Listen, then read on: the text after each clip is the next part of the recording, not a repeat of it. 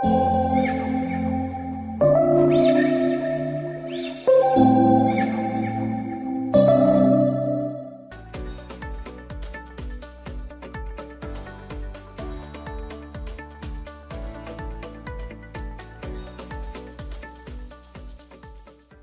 lá, então, a transição para a terceira aula aqui, rapidinho, irmãos. Vocês já estão quase dormindo?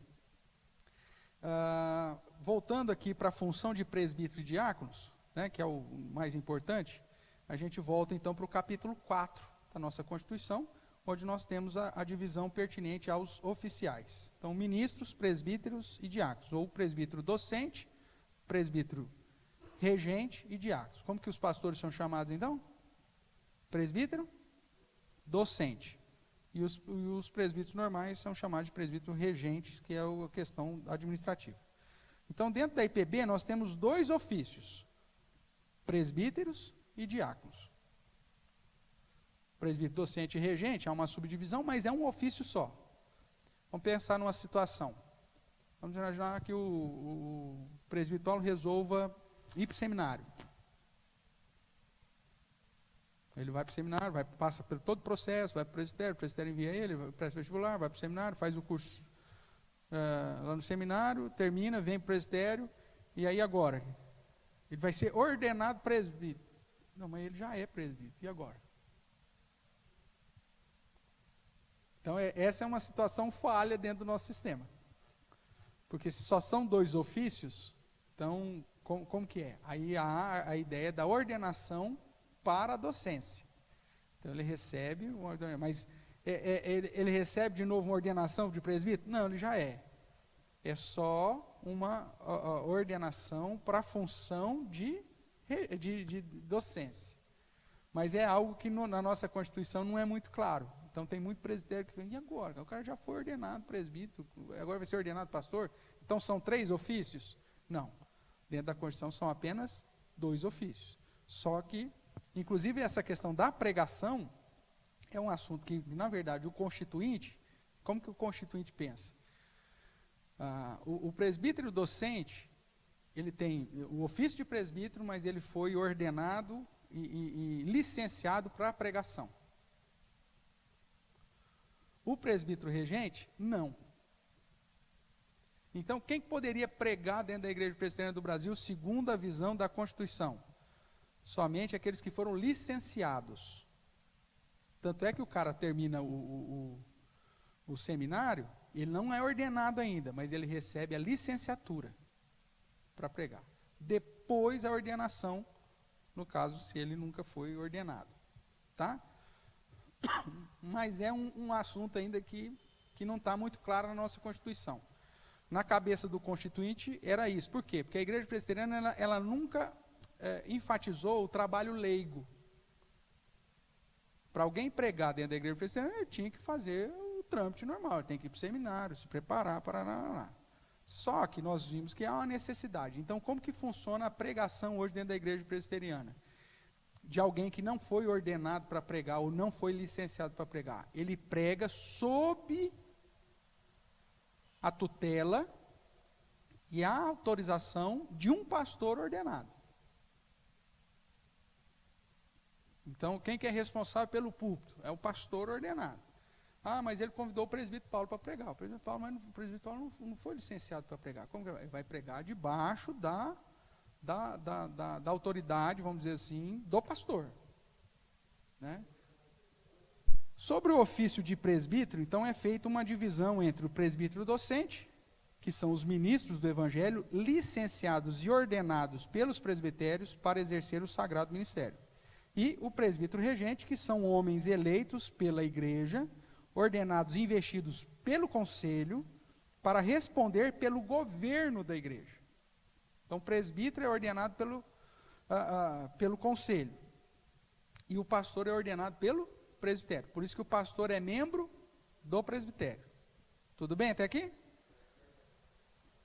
Todo pastor é do presbitério. Aí o presbitério pode designar para uma igreja, e a igreja depois fala, nós queremos que esse seja o nosso pastor. E eleger esse pastor, mas ele continua sendo membro do presbitério. Ele é membro ex officio do conselho, por isso que ele vota no conselho, participa das reuniões e tudo mais, Só que ele presta relatório e é supervisionado pelo presbitério. Vamos lá. Seja presbítero, docente ou regente, é apenas um ofício, é aquilo que eu estou te falando. E é por isso que nós temos a dificuldade da ordenação. Porém, dividido em funções distintas. Ambos são oficiais do concílio da IPB, com o mesmo poder nos concílios.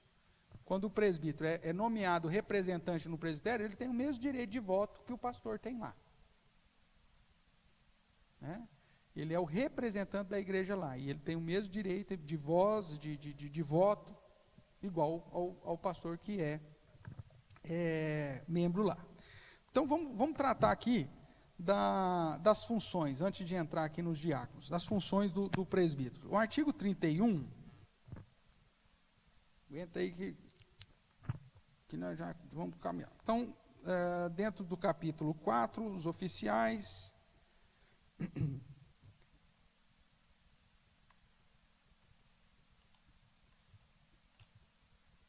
Nós temos aí, na seção 2, ministro do Evangelho. O ministro do Evangelho é oficial consagrado pela igreja, representado no presbitério, para dedicar-se especialmente à pregação da palavra de Deus, administrar os sacramentos, edificar os crentes e participar com os presbíteros regentes do governo e da disciplina da comunidade.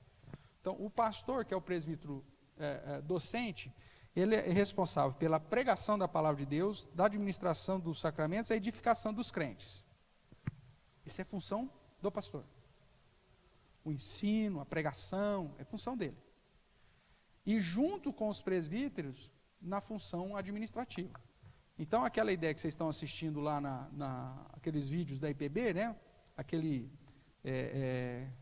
que o reverendo Cláudio Marra traz, que é um trabalho colegiado, compartilhado, uma liderança compartilhada. Uma liderança compartilhada em que esfera? A administrativa.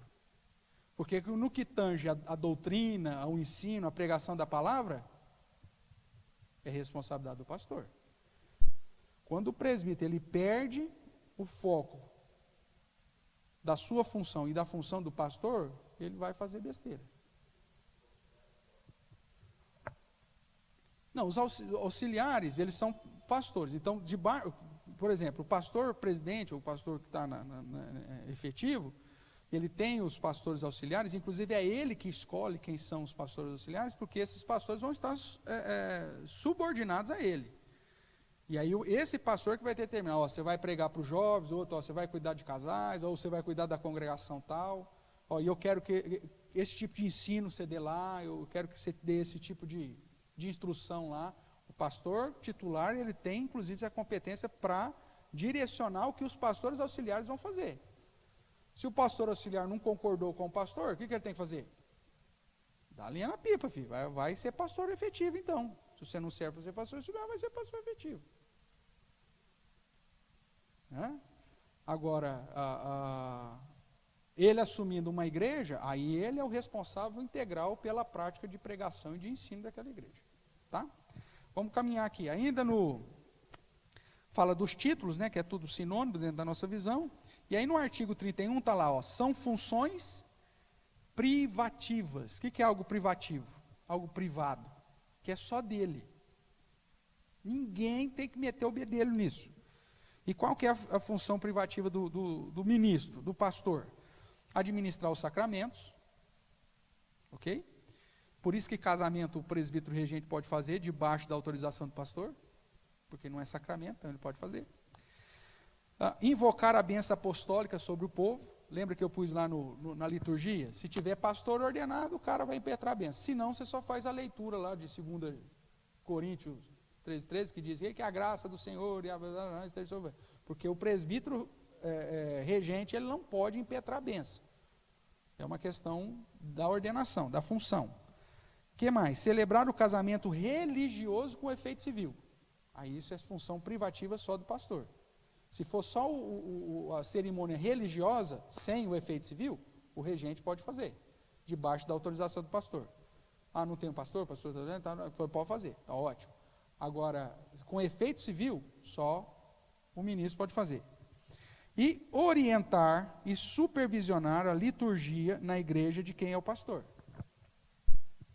Orientar e supervisionar a liturgia na igreja de quem é pastor. Nós vamos bater palma? Não, não vamos bater palma. É uma função privativa minha. Eu que vou orientar e supervisionar a liturgia da igreja. Nós vamos ter dança? Não, nós não vamos ter dança.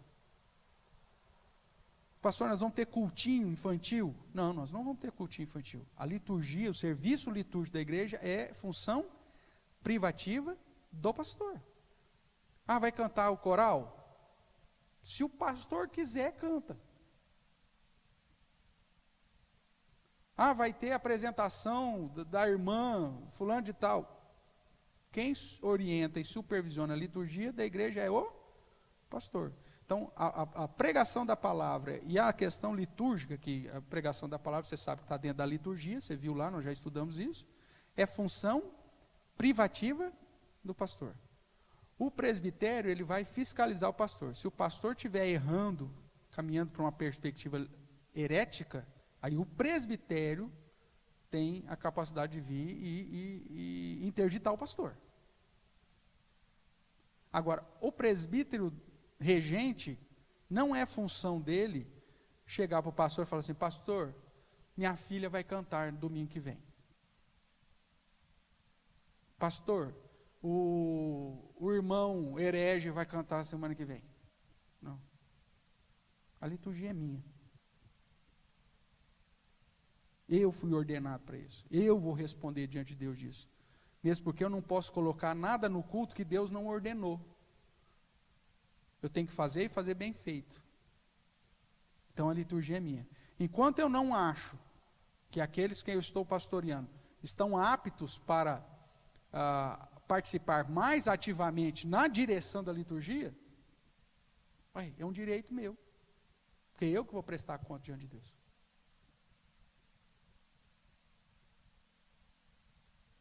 E eu, como o guardião do culto, vou direcionar toda a comunidade na adoração, sem problema nenhum.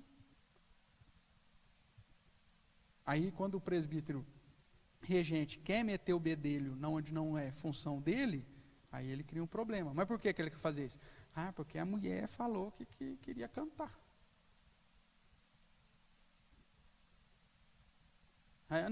Aí o pastor, dentro da liturgia, irmãos, dentro do momento de culto, o coral vai cantar sentado. Não vai cantar de pé.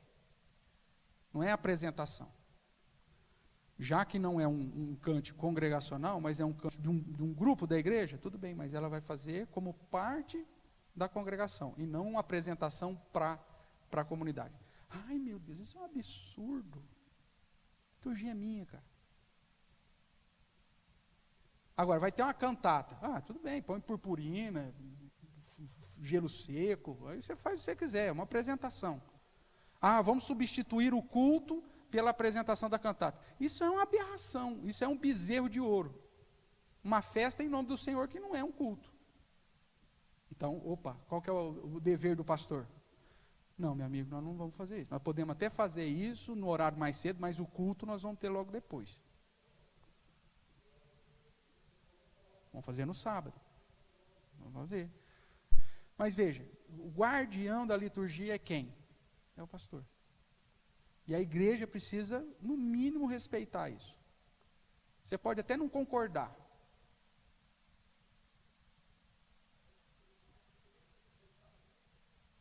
Essa é a questão. E outra, você tem que ter um amparo bíblico. Pastor, por que não... Cadê aqui? Biblicamente falando, cadê o padrão? Ah, tá. Então não... tá. Aí você ensina para o cara, mas eu não concordo. Está na Bíblia, cara. Nós estamos te mostrando por A mais B. Ah, mas isso aí era no Antigo Testamento. Não, então vamos para o Novo Testamento. Assim. Não, mas eu não concordo. Isso é o que o senhor está falando. Porque eu já vi outros pastores falando isso aqui. Meu amigo, então vamos estudar o texto junto. Vamos procurar, então, um cara que estuda bem. Vamos ouvir isso aí. Você está falando que eu estou errando na minha interpretação? Então vamos estudar junto o texto. O que esse termo fala? Aí você prova por A mais B. Não, mas... Eu tive um pastor há 30 anos atrás que falou que era diferente. Aí por que ele não é pastor mais aqui? Ah, não sei. Então o pastor que hoje está aqui sou eu. Então, no mínimo que você tinha que fazer era respeitar aquele que Deus colocou sobre sua vida como pastor. Aí vamos lá, funções, atribuições gerais do pastor. Artigo 36. Função do pastor, são atribuições do ministro que pastoreia a igreja. Orar com o rebanho e por este. Então, é minha atribuição. Errado seria se o pastor não orasse. Apacentá-lo na doutrina cristã. Claro, é minha atribuição. Se eu que sou o responsável pela pregação do evangelho e pela orientação e supervisão do culto, então eu que tenho que falar da doutrina, o que é certo e o que é errado. O que mais? Exercer as suas funções com zelo. Que funções? Funções privativas. Exercer as funções dele com zelo, inclusive a prática da pregação. Orientar e superintender as atividades da igreja a fim de tornar eficiente a vida espiritual do povo de Deus. Nossa, esse pastor quer se meter na escola dominical, esse pastor quer se meter no trabalho das sociedades internas, esse pastor quer se meter no coral. Meu amigo, é minha atribuição. Orientar e superintender, supervisionar, indicar, essa é a ideia, né? As atividades da igreja, seja ela qual for. Prestar assistência pastoral, o atendimento pastoral, alguém solicitou visita, então o pastor tem que ir, aquela coisa toda. Instruir os neófitos. Quem são os neófitos? Os novos na fé. Então o que o pastor... o pastor que quer dar também a classe de catecúmenos. É uma atribuição minha. Eu posso fazer isso diretamente, ou eu posso preparar alguém dentro do material que eu desenvolvi para que aplique. É o processo que nós estamos tendo aqui. O que mais? Além de instruir os neófitos, dedicar atenção à infância. É minha atribuição. Nós não vamos ter geração futura aqui. Nós vamos ter EBF. Nada de raposinho. Nós vamos ter EBF, nós vamos organizar EBF. Eu posso até dizer, mas é minha atribuição. Cuidar das crianças. Preparar os professores para a escola dominical, organizar a questão da escola dominical, o currículo da escola dominical, o tipo de material que vai usar, se vai ter EBF, se não vai ter, mantê-los no culto, porque aí eu sou o guardião da liturgia, e a Bíblia diz que a adoração é da família, é de todos. Não tem culto da criança, culto do jovem, culto do idoso, culto... Então não existe essa divisão. É atribuição minha. O que mais? Além de instruir neófitos, dedicar atenção à infância, também à mocidade. Nossa, o pastor agora sumiu com os adolescentes, rapaz. É minha atribuição. É lógico que a partir do momento que eu tiver pessoas preparadas, equipadas e treinadas, que eu confie. Por que eu confio? Porque eu sou o líder, a responsabilidade é minha. Para deixar, fulano, você vai assumir essa área para mim, aí tudo bem, eu vou gerenciar, só supervisionar, ótimo. Mas enquanto não tem, quem que é o responsável para fazer tudo isso? Eu. O que mais? Bem como aos necessitados, aflitos, enfermos e desviados. Então, é minha atribuição.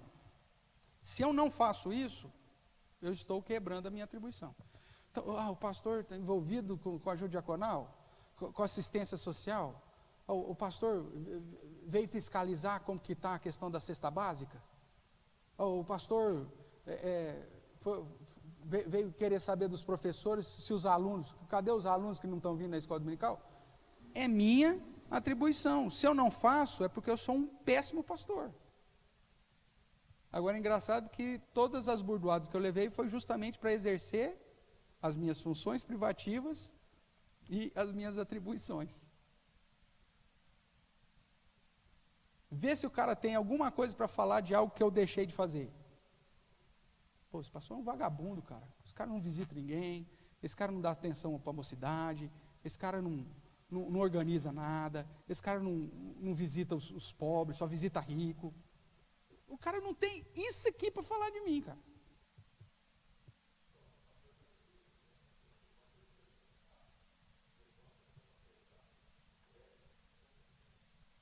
E que não cumpre, só no outro domingo. E o sermão não pode ser um sermão que confronte, não, que corrija, não. Tem que ser um negócio light, só alegoria. O que mais que fala aí? E aí, ainda a minha atribuição, exercer juntamente com os outros presbíteros o poder coletivo do governo. O pastor está se metendo nesse negócio de alvará, está se metendo. Pô, é minha atribuição, cara. Inclusive cobrar do conselho, que é o presbítero regente, para que corra atrás disso. Se nós tivéssemos um conselho aqui, eu ia chegar para os presbíteros e falar assim, meu amigo, vocês têm que agilizar um mutirão. O mutirão é responsabilidade do conselho, dos presbíteros regente, é coisa da regência. Enquanto nós não temos, aí quem que faz o serviço? Aí eu que tenho que puxar o touro. Se eu sentar e não fizer nada, o que vai acontecer? Mas a partir do momento que aí tiver um conselho, irmãos, tem que fazer, hein? Tem que correr atrás da documentação, hein? Licenciamento, alvará, hein? Licença do bombeiro, hein? Isso é com vocês, ó. Tem que observar a validade dos extintores, hein? Isso aí é com vocês. Eu vou perguntar, fulano, você fez isso? Fulano, já renovou lá? Tá legal? Resolveu? Foi atrás? Aí é supervisão. Mas aí depois pôr a mão na massa, é responsabilidade de quem? Do conselho. Porque se o pastor estiver correndo atrás das questões administrativas, obviamente vai faltar tempo para ele pastorear. Uma hora, ele até aguenta, mas uma hora o cara cansa. Tudo bem? Se o conselho entender as funções privativas do pastor e as atribuições do pastor e respeitar o pastor que está trabalhando corretamente, você não tem problema nenhum. Agora, quando o cara quer inverter os negócios, aí dá bucha, aí dá problema. Sim, você tem que respeitar qual que é a sua função na empresa. Pronto. E aí vai. Para terminar, irmão, eu sei que já passou um tempinho aí, mas vamos lá, os diáconos. Tá? Aqui, depois você vai observar que tem também as funções dos presbíteros. Tá? Mais para frente aqui, ó, quando você pega na seção 3 presbíteros, compete ao presbítero. Então, depois você dá uma lida. Eu imagino que você já leu, mas se você não leu, artigo 50 e em diante, vai falar do presbítero regente. É aí que está o que compete a cada um de vocês. Vou ler aqui rapidamente, vai. Artigo 51. Compete ao presbítero levar o conhecimento do conselho as faltas que não puderem corrigir por meio de administração particular. O presbítero, irmãos, ele vai estar no dia a dia da igreja, ele está convivendo mais com os membros, muitas vezes que o pastor. O pastor é o marido traído, né? Muitas vezes ele é o último a saber que a vaca foi para o brejo. Mas o presbítero, ele está muitas vezes no dia a dia. Então, se ele vê já uma situação que pode ser corrigida diretamente, é função dele fazer. Agora, ó, tentei corrigir, não deu certo. Aí ele traz para o conselho resolve o problema. O que mais? Auxiliar o pastor no trabalho de visitas. Se você for pelo nosso princípio de liturgia, o pastor só é obrigado a visitar se houver uma solicitação formal. Porque o objetivo do pastor é pregar a palavra e oração. Lembra em Atos dos Apóstolos? Quando chegaram para os apóstolos, falaram assim, viu, ó, fulaninha está precisando de cesta básica, está precisando disso aqui. Ele falou, olha, não convém a gente deixar o ministério da palavra e da oração para servir as mesas. O ministro, ele assume essa tarefa, o ministério da palavra e da oração. O principal, ele tem que estar preparado para chegar no domingo aqui, ele te dá um alimento de qualidade. Vocês estão vendo, isso é gostoso, esse processo, para vocês entenderem, pô, não é tão fácil fazer um negócio assim, um negócio de qualidade, que realmente siga um padrão legal. Né? Se estiver, eu sei que cada você tem um trabalho secular, aquela coisa toda, né? Mas foi uma semana para fazer um sermão temático. Aí eu tenho que fazer um estudo de quarta-feira, devocional da reunião de oração. Às vezes tem encontro da mocidade, ou dos adolescentes, aí você tem um estudo para eles.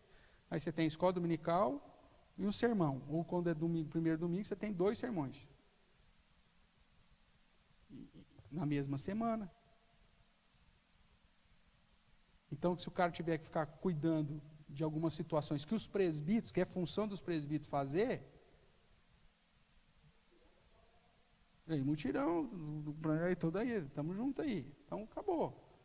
Entendeu? Agora, se o pastor, na hora que está tudo funcionando, com conselho, com diáconos, né, se ele não tiver tempo para investir, e outra, O pastor precisa ter tempo dele aprofundar. Leitura bíblica, o pastor não está tendo tempo de ler, o pastor não está tendo tempo de fazer, sei lá, um curso online, para dar uma atualizada, né? Saiu um livro novo, ele queria ler, não tem tempo para fazer a leitura daquele livro. Então, o conselho ele tem que proporcionar ao pastor um ambiente que facilite o cumprimento das atribuições e das funções privativas desse pastor. Então, por isso que ele vai auxiliar no trabalho de visitas, que na verdade, você vai ver pelo regimento, que a responsabilidade de visitar os membros é dos diáconos. A visitação de membros é a responsabilidade dos diáconos. Aí, a partir disso, então, se tem alguma situação que os diáconos não conseguem resolver, ou uma questão espiritual, solicita ao pastor que tem os presbíteros como auxiliares. Tem muitas visitas para serem feitas, então nós vamos dividir aqui, os presbíteros tal, vai visitar o fulano tal. Se chega, pastor, fui lá, não deu para resolver, o senhor tem que ir lá mesmo. Aí o pastor vai em último caso. É aquela ideia de Moisés. Os assuntos mais fáceis, os chefes de 100, de 50, vai resolvendo. E os problemas mais sérios, aí traz para o pastor. Não, pastor, o negócio lá está feio, fui lá, a família está brigando, o senhor vai ter que ir lá. Opa, está tudo bem. Porque aí você organiza, fica mais fácil você trabalhar. O que mais? Instruir os neófitos, consolar os aflitos, cuidar da infância e da juventude, na perspectiva de seguir, ser esse braço de apoio aí do pastor. Orar com os crentes e por eles, informar o pastor de casos de doenças e aflições. Veja, então o presbítero vai visitar, não sei o quê, e aí vem informar, pastor, fui lá, o fulano está enfermo, fui lá, está tendo um problema na casa do Beltrano. Então, quer dizer, é uma tarefa que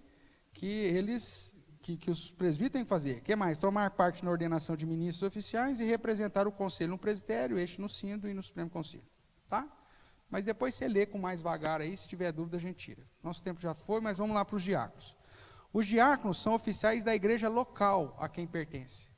Então, por exemplo, o diácono, ele saiu dessa igreja e foi para outra igreja, ele perde a função de diácono dele. Ele só vai ser diácono de novo se ele for eleito na outra igreja. Ele é oficial da igreja local. A junta diaconal, que é a reunião dos diáconos, é regida por um regimento interno padrão aprovado pelo conselho, podendo ter modificações a juízo deste, para suprir as necessidades e adequar o funcionamento da junta diaconal à realidade local. Então, quando nós organizamos a junta diaconal, vai ter um regimento que o conselho vai aprovar. Às vezes, você tem um modelo aqui, que é o regimento do manual, mas você pode ter modificações de acordo com a necessidade e a realidade local. Tá? Quanto às funções dos oficiais. Então, vamos lá, o artigo 31 fala do pastor com as funções privativas, que nós já mencionamos. Ainda os deveres, as atribuições, que também nós já mencionamos. O presbítero regente, nós também já apontamos aqui o artigo 51, né? E diáconos, segundo o artigo 53, especialmente eles vão se dedicar à arrecadação de ofertas para fins piedosos, ao cuidar dos pobres, doentes e inválidos. Então, nós fizemos uma campanha de doação de alimentos e de recurso financeiro para comprar alimento para fazer a cesta básica. A própria junta diaconal tem autonomia para fazer isso. A manutenção da ordem, da reverência nos lugares reservados ao serviço divino. Então, é o inspetor de aluno mesmo? É o inspetor de aluno, cara. Você vai ter que puxar a orelha da molecada que está correndo, que está puxando a orelha, está aprontando? Vai. É função do diácono. Né? Então, a manutenção da ordem e reverência nos lugares reservados ao serviço divino, o exercício da fiscalização para que haja boa ordem na casa de Deus nas suas dependências. Então, você vai vir como diácono, você vai observar se tem lâmpada quebrada, às vezes no banheiro alguém quebrou o espelho, tem vidro quebrado, tem papel higiênico, toda boa ordem do funcionamento da igreja, se a porta foi alguma porta arrombada, se fecha, se abre, se tem alguma situação, o pastor está engasgado lá, vamos correr atrás de um copo d'água para o cara, ou bater nas costas dele. Então, o cara tem que estar ali, ligadão, que é ele que é o globosat aqui da história, ele que tem que estar ligado. E, inclusive, no regimento, prevê que o diácono tem autoridade para não permitir a realização de nenhuma atividade paralela ao culto. De modo mais claro, o regimento interno da junta diaconal prevê a finalidade. Lá no artigo 2, compete à junta diaconal coletiva e individualmente tomar conhecimento da existência de necessitados, principalmente entre os membros da igreja, visitá-los, instruí-los e confortá-los espiritualmente, bem como auxiliá-los nas suas necessidades dentro da possibilidade da igreja, examinando cautelosamente a fim de verificar a real existência da necessidade alegada. Lembra lá de Paulo ensinando, né? Sobre só ajudar as verdadeiras viúvas. Dispor para esses fins recursos votados pelo conselho ou de ofertas especiais. Então o conselho fala, nós vamos ter aqui a oferta de celeiro que vai ser usado pela junta diaconal para suprir as necessidades. Tudo bem. Ou então o conselho vai disponibilizar X reais por mês. Temos 5 diáconos, então R$100 por diácono para socorrer. Não significa que você tem que gastar isso, mas se houver uma necessidade, você vai socorrer. Para facilitar essa questão. Imagine se cada necessidade, aí a junta diaconal tem que procurar o conselho para pedir ajuda. Não, a junta diaconal tem essa autonomia. E o conselho precisa dar essa autonomia. Que mais? Examinar os casos de pretensão a lugares gratuitos, hospitais, orfanatos, recomendando ou não assistência pretendida. Então, o que a junta diaconal pode fazer? Nós vamos criar um mural de emprego para a igreja, para falar para os membros da igreja situações de emprego na cidade. Lugar que está dando curso de graça, curso para adolescente, curso para jovem, ou a própria junta diaconal pode, nós vamos montar um curso aqui de pequenos reparos domésticos. É função da junta diaconal assistir e dar mecanismos para que a igreja possa ser suprida nas suas necessidades. O ministério diaconal, irmãos, é um ministério lindo. Só que, infelizmente, o que aconteceu dentro da Igreja Presbiteriana do Brasil? Resumiu-se a atividade de diácono a ser porteiro. Não é isso. E essa é uma das funções, a questão da abertura, de receber os pessoal e tal. Mas tem tanta atividade que a junta diaconal poderia exercer para o benefício da comunidade, e inclusive como meio, até para alcançar, através do evangelho, essas pessoas. Só que, infelizmente, na cultura geral da IPB, coloca os diáconos são os escravos da igreja, os presbíteros são os fiscais da igreja, e o pastor é a mula da igreja. Geralmente é isso. Escravo e mula só leva burdoada. Não é isso. Nós precisamos rever esse conceito e, assim, auxiliar aí. O que mais? Tomar conhecimento da existência de enfermos entre os membros, aderentes da igreja, visitá-los e confortá-los caso de necessidade. E, se for preciso, aí notifica o pastor vai.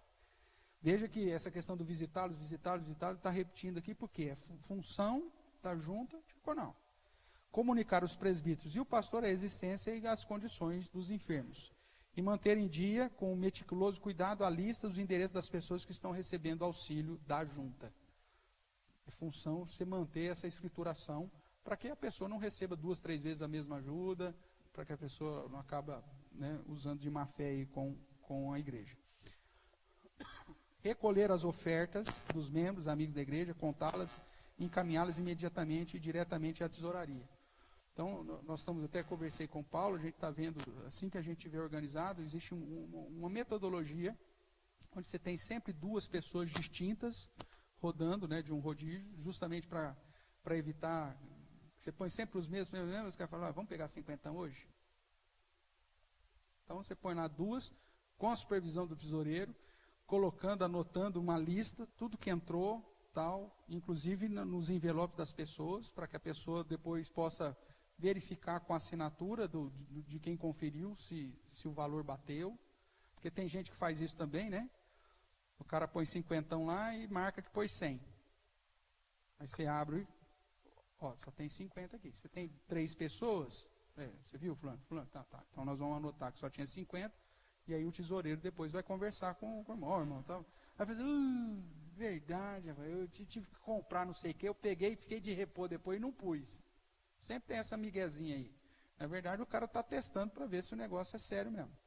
Então, a junta diaconal tem que estar atento a isso. E dar todo o apoio coletivo, assegurar o apoio individual dos diáconos aos planos econômicos e financeiros adotados pelo Conselho da Igreja, de modo que sejam propagados com entusiasmo e realizados com toda a eficiência. Se os diáconos não forem dizimistas, o que os membros da igreja vão fazer? Se os oficiais da igreja não são fiéis na manutenção da própria igreja, aí, como que vai? O exemplo como fica, né? Verificar se estão em ordem as coisas referentes ao culto, como também os objetos da Santa Ceia, do batismo e recolhimento das ofertas, né? Em função da junta diaconal.